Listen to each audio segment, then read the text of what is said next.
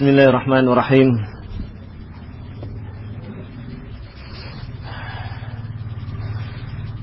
Alhamdulillah hamdan katsiran tayyiban mubarakan fihi kama yuhibbu rabbuna wa yarda.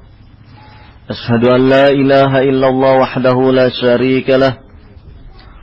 Wa ashhadu anna Muhammadan abduhu wa rasuluh. Sallallahu alaihi wa ala alihi wa sallama taslima katsiran amma ba'd.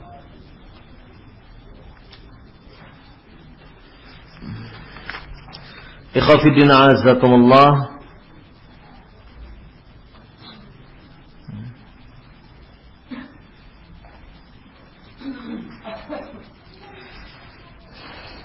Kalau tadi kita membahas tentang masalah keteladanan, pentingnya keteladanan bagi anak-anak, maka dari keteladanan itulah orang tua, pendidik yang diniatkan lantaran amal soleh,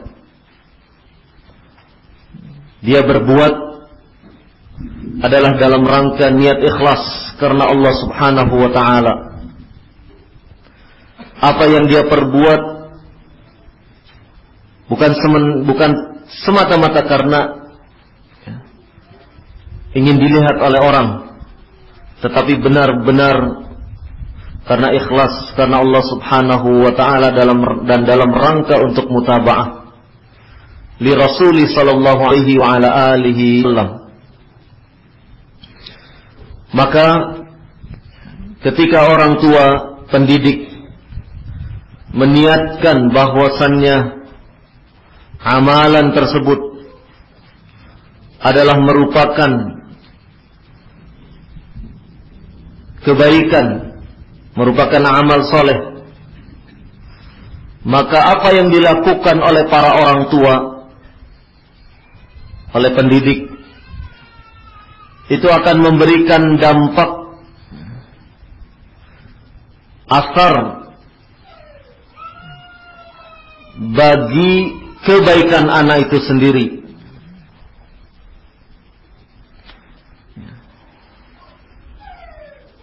Kebaikan orang tua dan kebagusan daripada amal-amalnya atau amal-amal soleh keduanya akan memberikan pengaruh yang bermanfaat, tidak semata-mata ketika di dunia, bahkan ketika orang tua tersebut telah meninggal dunia. Jadi ketika orang tua, pendidik melakukan perbuatan-perbuatan dalam kategori amal saleh, maka ketika di dunia hikmahnya dia ditiru oleh anaknya. Orang tua yang rajin bersedekah dilihat oleh anaknya. Itu akan memberikan asar pengaruh kepada anak tersebut. Orang tua rajin sholat berjamaah ke masjid, itu akan dilihat oleh anaknya.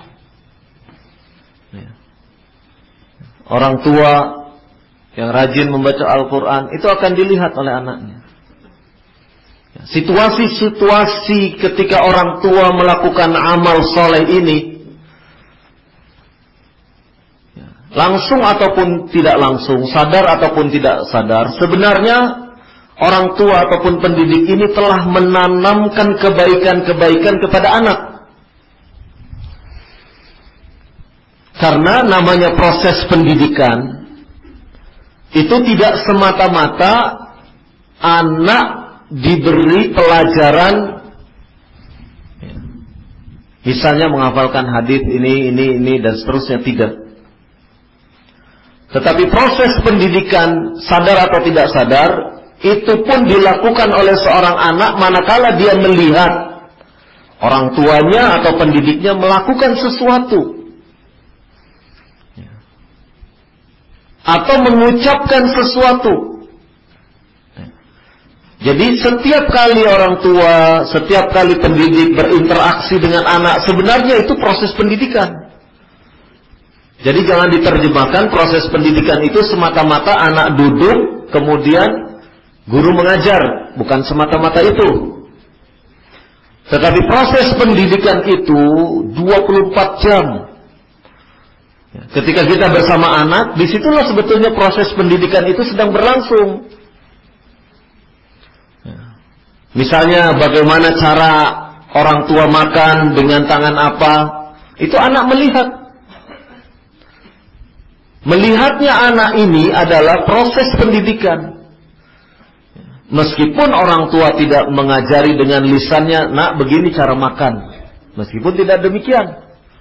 Tetapi ketika anak melihat orang tua makan dengan tangan kanan, itu adalah proses pendidikan. Proses pendidikan yang langsung dengan keteladanan. Orang tua ketika akan makan membaca bismillah, itu adalah proses di mana anak melihat langsung, mendengar langsung praktek dari amal soleh tersebut. Ini proses pendidikan. Yang proses pendidikan ini manakala orang tua masih hidup di dunia, hikmahnya adalah memberikan asar, pengaruh, dampak kepada anak itu. Dampaknya anak memberikan atau meniru, memfigurkan kepada orang tua ataupun pendidiknya.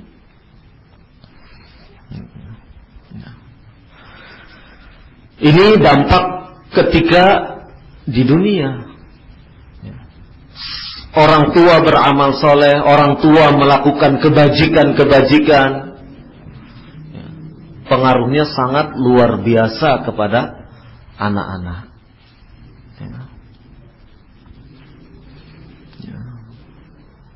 Makanya anak-anak itu kan polos sekali. Kalau diperintah orang tua,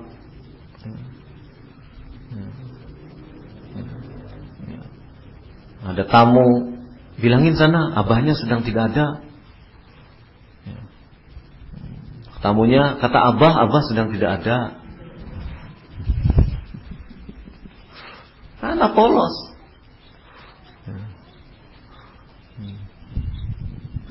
Jadi jangan memberikan sesuatu yang itu menjadikan anak meniru atau melakukan perbuatan-perbuatan yang tidak baik. Tutur kata kita ketika sedang marah itu harus benar-benar dijaga. Karena anak, proses pembelajaran itu tidak semata-mata, ingat, proses pembelajaran itu tidak semata-mata ketika anak duduk rapi kemudian ada gurunya, tidak semata itu. Tapi apa yang dilihat, didengar, dirasakan oleh anak itu dipelajari dan direkam. Kalimat-kalimat yang keluar ketika kita sedang marah, dari mulai nama-nama binatang, itu akan ditiru oleh anak-anak. Mengeluarkan kata-kata binatang, mengeluarkan sumpah serapah yang tidak baik, itu akan ditiru. Ini ketika di dunia, ketika orang tua tersebut masih hidup. Tetapi manakala orang tua tersebut telah meninggal dunia, maka amal soleh, kebajikan-kebajikan yang dilakukan oleh orang tua pun memberi asar kepada anak. Memberikan asar kepada anak. Bisa dilihat di dalam surat Al-Kahfi ayat ke-82, dalam kisah Nabi Musa dengan Harun yang ketika itu datang ke sebuah kota. Di kota tersebut ada sebuah dinding, yang dinding tersebut kemudian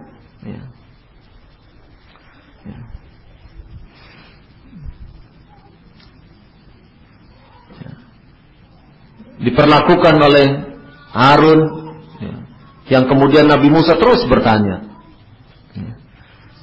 Kurang lebih kisahnya seperti itu. Dalam surat Al-Kahfi 82 disebutkan, Allah Subhanahu wa taala berfirman, "Wa ammal jidaru fakana li gulamaini yatimaini fil Madinah." Dan adapun jidar, fakana li gulamaini yatimaini, itu adalah milik dua anak yatim fil Madinah, di kota tersebut. Wa kana tahtahu kanzul lahuma, dan di bawah dinding tersebut itu ada harta pusaka milik keduanya. Wa kana abuhuma salihan, dan dulu bapak kedua, ayah dari kedua anak yatim ini adalah termasuk orang yang saleh. Fa'arada rabbuka ayyablugha asuddahuma, maka kemudian Rabbmu Allah Subhanahu wa ta'ala menghendaki harta itu tersimpan hingga sampai kedua anak yatim itu tumbuh dewasa. Wa yastakhrija kanzahuma rahmatan min rabbika, dan kemudian mengeluarkan harta pusaka tersebut bagi keduanya atau milik keduanya, rahmatan min rabbika, sebagai bentuk rahmat dari Rabbmu, dari Allah Subhanahu wa ta'ala.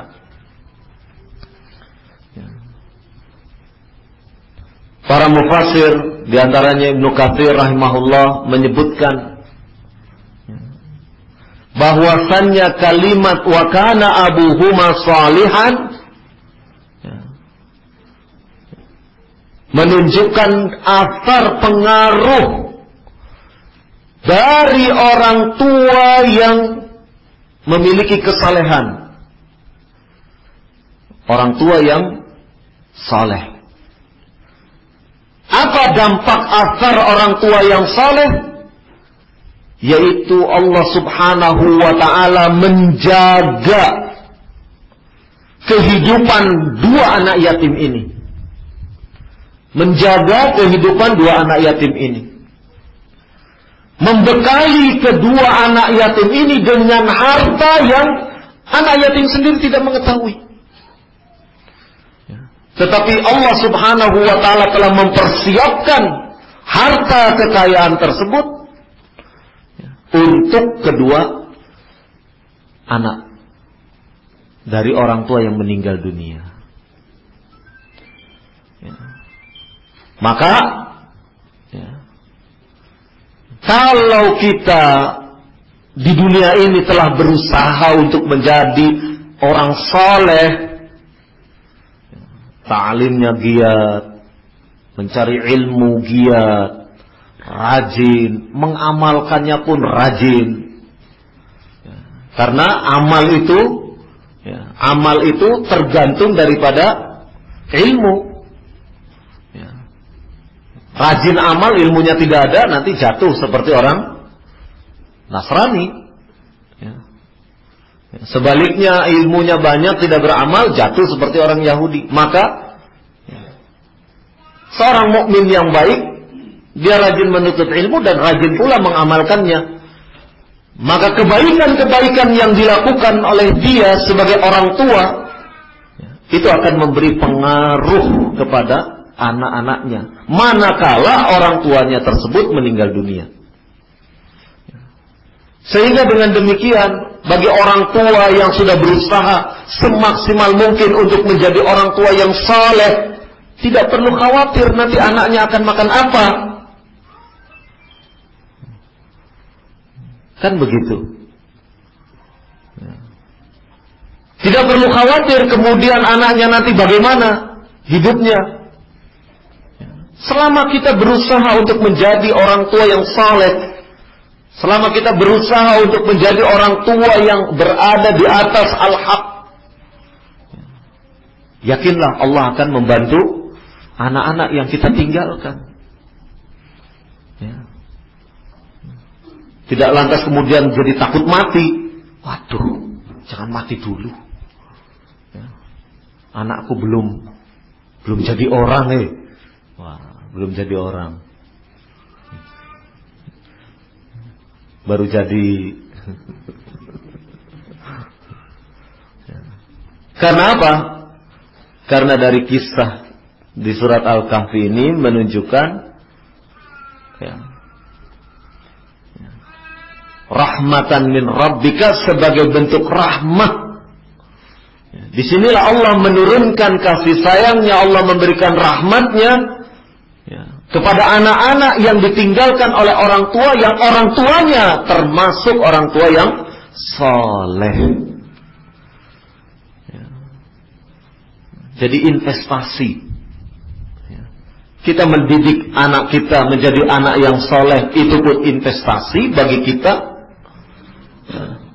Kita berbuat kesalehan, kita berbuat kebaikan-kebaikan yang terhitung sebagai amal saleh, itu pun investasi. Bagi siapa?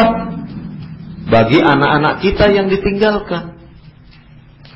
Karena sesungguhnya Allah Subhanahu wa ta'ala akan memberikan rahmat, akan memberikan rahmatnya, kasih sayangnya kepada anak-anak yatim, anak-anak yang memang orang tuanya ketika meninggal dunia dalam keadaan dia orang tua yang saleh.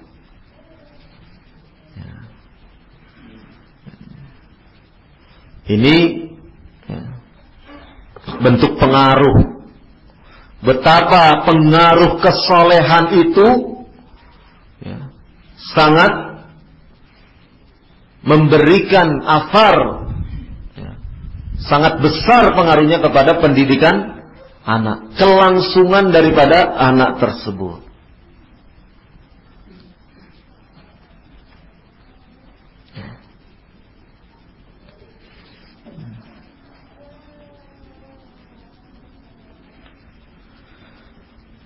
Dalam hadis Nabi Sallallahu Alaihi Wasallam, kesalehan itu berpengaruh kepada pendidikan anak.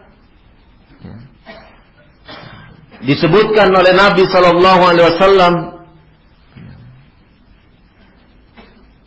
dalam sebuah hadis yang dikeluarkan oleh Imam Muslim, hadis dari Abu Hurairah radhiyallahu anhu.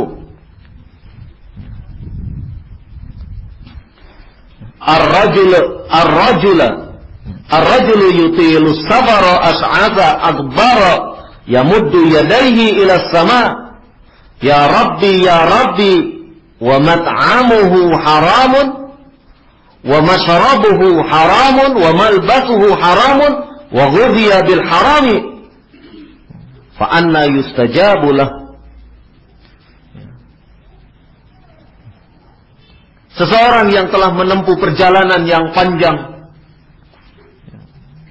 pakaian rambut berdebu, kemudian dia tengadahkan tangannya, wahai Rabb, meminta sesuatu, tetapi makanan yang dia makan dari sesuatu yang haram, minuman yang dia minum dari sesuatu yang haram, pakaian yang dia kenakan didapat dari sesuatu yang haram, maka bagaimana mungkin doanya akan dikabulkan? Artinya bahwasannya kesalehan itu memberikan dampak pengaruh kepada apa yang dilakukan, apa yang diupayakan. Mengupayakan anak yang saleh, tapi dengan cara-cara yang tadi, cara-cara mengambil rezeki yang tidak diberkahi, cara-cara mendapatkan sandang pangan dengan sesuatu yang dilarang oleh Allah Subhanahu wa ta'ala, maka ini akan memberikan dampak. Meskipun kita berdoa, ya Allah, jadikan anak-anak yang soleh tetap memberikan pengaruh, anaknya bermasalah. Jadi intinya ketika anak-anak bermasalah, mungkin yang paling utama adalah bagaimana kita introspeksi.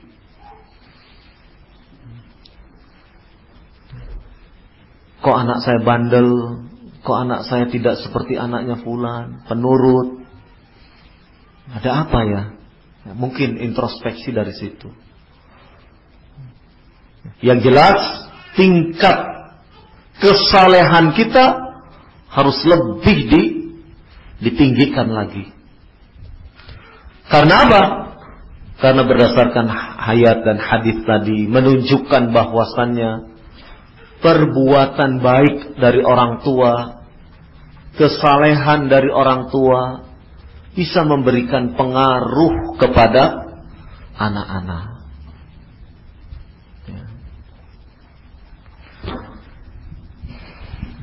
Dalam hadis yang lain dari Abi Hurairah radhiyallahu anhu, hadis yang dikeluarkan oleh Imam Muslim,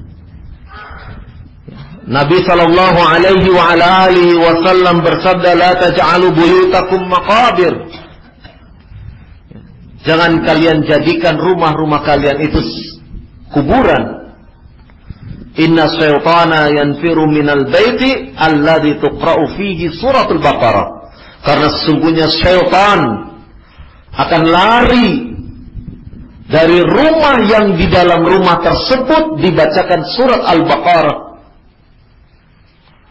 Artinya apa? Artinya penghuni rumah tersebut adalah orang-orang yang berbuat kesalehan. Penghuni rumah tersebut melakukan kesalehan, membaca Al-Baqarah, membaca Al-Quran.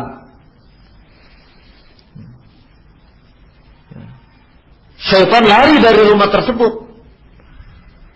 Padahal kita tahu biang keladi ketidakharmonisan di rumah. Dan kita tahu, kita yakin terjadinya konflik-konflik di dalam rumah. Aktor utamanya siapa? Syaitan yang sering mengadu domba antar anggota keluarga. Syaitan yang membisikkan ke dalam hati anggota-anggota keluarga. Kan begitu? Syaitan.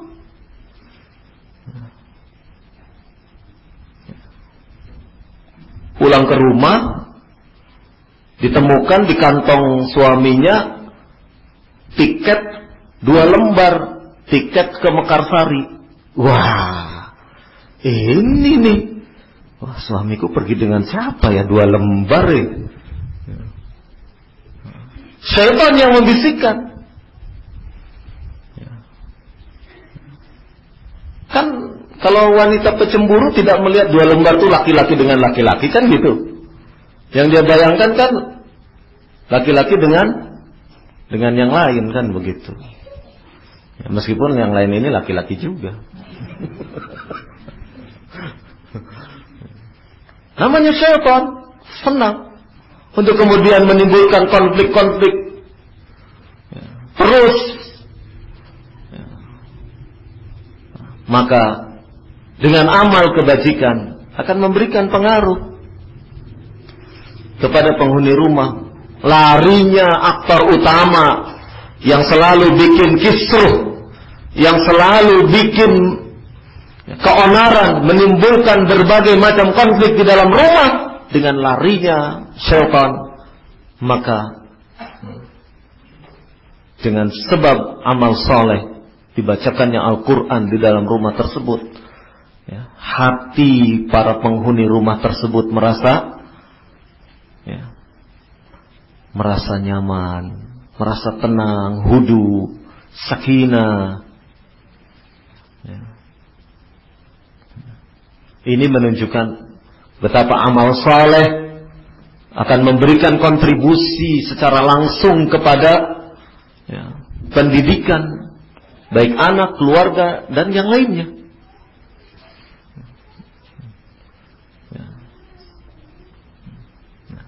Nah, hal-hal yang demikian ini adalah merupakan sesuatu yang perlu terus diciptakan oleh kita sebagai orang tua, sebagai pendidik,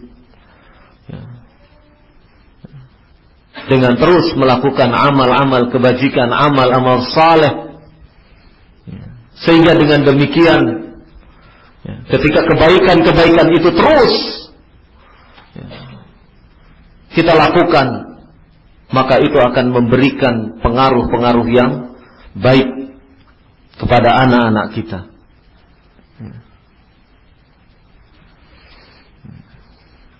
Maka ikhwah fiddin a'azakumullah,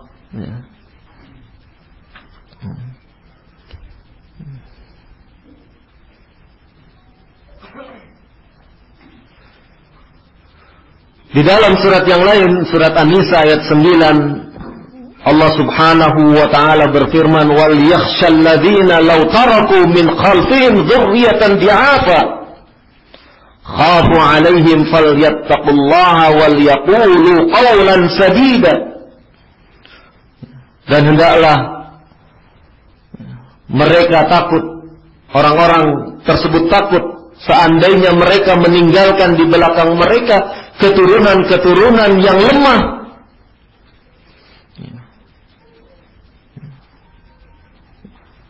Mereka takut atas yang demikian itu. Falyattaqullaha, maka bertakwalah kepada Allah. Wal yaqulu qawlan sadida, dan hendaklah mereka mengucapkan kalimat yang baik, mengucapkan perkataan yang baik. Perkataan yang baik adalah termasuk amal saleh, perbuatan yang saleh. Agar tidak terjadi penganiayaan, sikap zalim, baik itu terhadap anak-anak yatim, maka ucapkanlah kalimat-kalimat, perkataan-perkataan yang saleh. Allah Subhanahu wa taala memerintahkan, wal yaqulu qawlan sadida, maka ucapkanlah oleh mereka perkataan yang baik. Dan banyak ayat-ayat yang lainnya yang mengungkapkan tentang pentingnya arti sebuah kesalehan. Karena sikap soleh dari orang tua akan memberikan athar, memberikan pengaruh yang sangat besar kepada anak-anaknya, kepada orang-orang yang di bawah bimbingan, di bawah arahannya, di bawah tanggung jawabnya. Ini pengaruh kesalehan.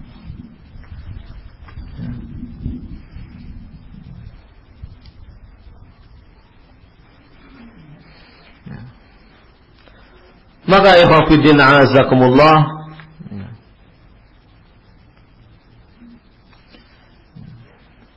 orang tua yang rajin berzikir, bertahlil, bertahmid, bertasbih, mengucapkan kalimat la ilaha illallah, itu akan memberikan pengaruh ketenangan. Sering membaca Al-Quran dengan baik, itu akan memberikan ketenangan. Pengaruh ketenangan kepada jiwa akan memberikan pengaruh ketika melihat masalah-masalah yang dihadapi. Dengan kita membiasakan diri berzikir atau membaca Al-Quran, beribadah, itu adalah untuk menimbulkan kekhusyuan, ketenangan. Dan apabila itu terpola di dalam kepribadian kita, maka dalam menghadapi situasi tertentu pun kita akan melihat dengan penuh ketenangan pula. Dan ini sangat berpengaruh besar ketika kita mendidik anak-anak kita.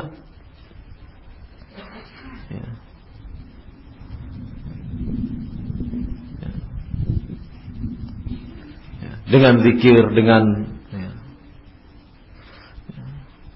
akan timbul ketenangan hati. Dengan ketenangan hati itu melihat masalah pun akan dengan jernih, dengan tenang. Anak satu dengan lain bertengkar, seharusnya kan ditenangkan, iya tidak? Dua anak kita laki-laki bertengkar, harusnya ditenangkan atau bagaimana? Ditenangkan kan? Tapi manakala hati kita tidak tenang, itu malah kita bukan menenangkan, malah nambah ribut. Ya tidak? A, B bertengkar, dua anak kita bertengkar, harusnya kan ditenangkan.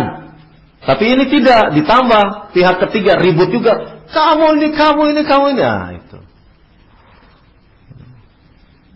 Ini namanya keributan ditambah dengan keributan. Dan yang ribut bukan anak-anak. Kalau anak-anak ribut wajarlah barangkali. Tapi ini yang ribut justru yang semestinya menenangkan. Ini karena faktor itu tadi. Kita senantiasa dipola di dalam kehidupan kita sehari-hari dengan tekanan demi tekanan. Kompresi terus. Sehingga apa? Kebiasaan pola kita adalah pola kekerasan yang digunakan. Bukan sikap tenang, ta'ani, ketika menghadapi misalnya dua anak kita yang bertengkar. Bukannya sikap tenang, kemudian menyelesaikan masalah, tetapi malah menimbulkan masalah baru. Apalagi kalau dalam proses penyelesaian masalahnya, kita sebagai orang tua memihak ke salah satu anak. Pemihakannya tidak berdasarkan asas keadilan dan kebenaran, tetapi pemihakannya atas dasar anak yang dibela ini anak yang paling disayangi. Ini berbahaya. Ini akan menimbulkan rasa frustasi, kecemburuan kepada anak yang merasa tidak dibela ini. Ini berbahaya. Dan ini akan menimbulkan sisi negatif pada diri anak terhadap orang tuanya. Paling Abi nanti bela sini, gitu. Akhirnya anak bisa mengambil kompensasi lain, entah dengan cara supaya menarik perhatian orang tuanya dengan nakal lah, dengan melakukan perbuatan ini itu dan seterusnya. Yang sebetulnya anak ini sebetulnya anak baik. Tapi karena perlakuan demi perlakuan demi perlakuan, selalu dia dipojokkan, selalu dia ditekan, maka dia akan memberontak. Ya namanya anak. Bentuk pemberontakannya tentu tidak dengan cara melawan, tapi dengan cara melakukan sesuatu yang perbuatan-perbuatan yang sebetulnya hanya ingin menarik perhatian supaya dia diperhatikan, itu saja. Maka penting sekali sikap kesalehan mempengaruhi kepada pendidikan anak. Manakala kita terus jadi modal dari pendidikan anak ini adalah bagaimana kita menjadi orang tua yang saleh. Cara pandang orang tua yang menitipkan anaknya di pondok pesantren supaya jadi anak soleh, tetapi dirinya sendiri tidak berusaha pula untuk menjadi orang tua yang saleh, ini kesalahan kedua dalam pendidikan anak. Jadi ketika kita menitipkan anak ke pondok, ke mahat, ke pesantren biar jadi anak yang soleh, maka kita sebagai orang tua pun berusaha pula untuk menjadi orang tua yang soleh. Bukan lantas kemudian anaknya dititipkan, kemudian dia bebas melakukan perbuatan-perbuatan yang tidak baik. Tidak demikian. Melakukan perbuatan-perbuatan yang mendatangkan rizkinya dari arah yang tidak rizkinya dari arah yang tidak dibenarkan oleh Allah dan Rasulnya.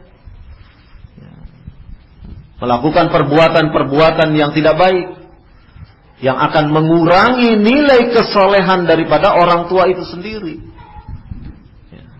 Maka hendaknya ketika kita berusaha untuk mendidik anak kita menjadi anak-anak yang soleh, kita pun berusaha pula untuk menjadi orang tua yang soleh. Sehingga dengan demikian kesolehan kita memberikan asar, pengaruh kepada anak-anak.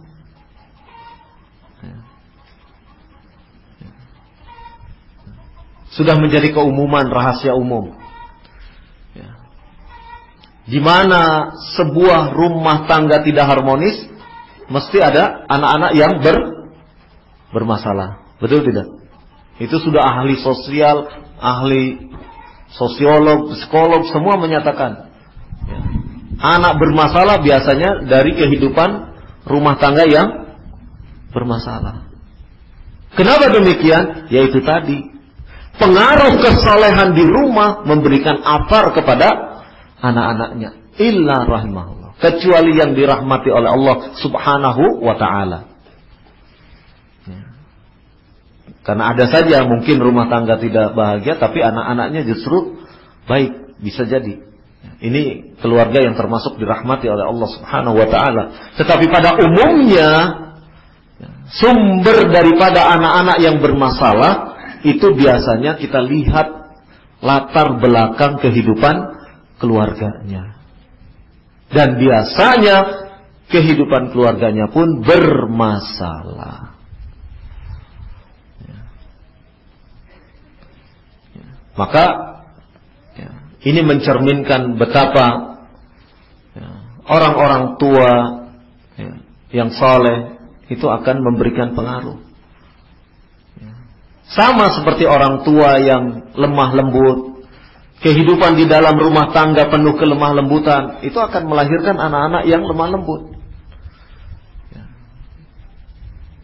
Demikian juga rumah tangga yang di situ sering terjadi kalimat-kalimat kasar, kalimat-kalimat yang kasar yang keluar, maka akan keluar juga anak itu mengucapkan kalimat-kalimat yang kasar karena pengaruh.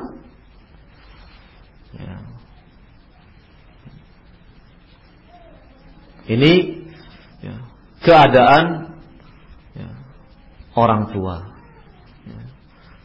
Maka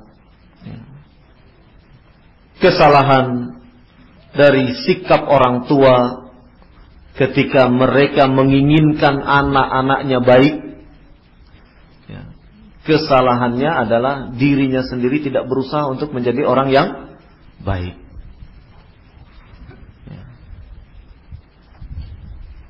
Kalau anak sudah dititipkan di pondok pesantren, maka orang tua sudah dengan kesibukannya. Tidak memberikan perhatian kepada anak itu sendiri adalah bukan sebuah kebaikan. Acuh tak acuh terhadap anak yang sudah dititipkan di ma'had misalkan, itu adalah sesuatu yang tidak baik. Tapi berbeda manakala dia menitipkan anaknya di ma'had, kemudian dia terus ikut pula mengawasi, terus ikut menegur, terus ikut membimbing, terus menelpon anaknya, ataupun bahkan mendatangi anaknya, menengok anaknya. Datangnya dia kepada anaknya, menelponnya dia kepada anaknya, menanyakan, berkomunikasi dia dengan anaknya, itu adalah kebaikan. Dan apa yang dia lakukan, kebaikan yang dia lakukan kepada anaknya ini akan memberikan pengaruh athar yang besar kepada anak. Di antara athar tersebut, anak merasa diperhatikan oleh orang tuanya. Anak tidak merasa di pondok ini dibuang. Kan ada dong anak-anak yang kalau dimasukkan ke pondok pesantren merasa dirinya dibuang dari tengah-tengah kehidupan keluarganya, kan begitu. Ada perasaan-perasaan seperti itu.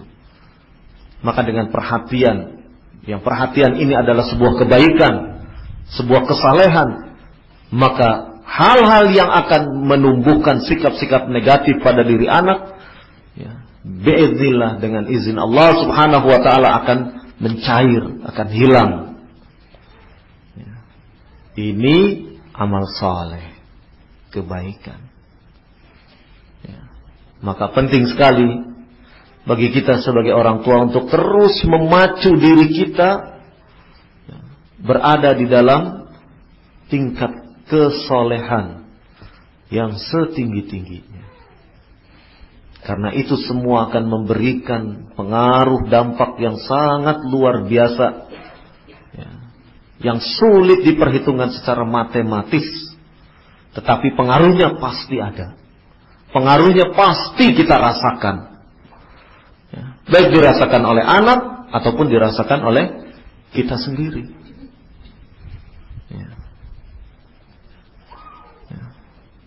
Maka ikhwah fiddin azakumullah, ini mendidik anak berarti memacu kita untuk berusaha menjadi orang tua yang saleh. Prinsipnya itu. Sebuah sikap yang keliru, sebuah sikap yang salah, yang dianut oleh sebagian orang tua manakala dia mendidik anak dan sudah merasa dengan dia menitipkan anaknya kemudian dia tidak berusaha untuk meningkatkan tingkat kesolehannya. Dia menginginkan anak soleh tetapi dirinya sendiri tidak memperbaiki untuk kemudian menjadi orang tua yang soleh. Ini adalah sikap yang keliru, sikap yang salah. Jadi harus beriring. Anak dididik supaya menjadi orang yang saleh, orang tua pun mengimbangi. Dirinya berusaha untuk menjadi orang yang saleh juga.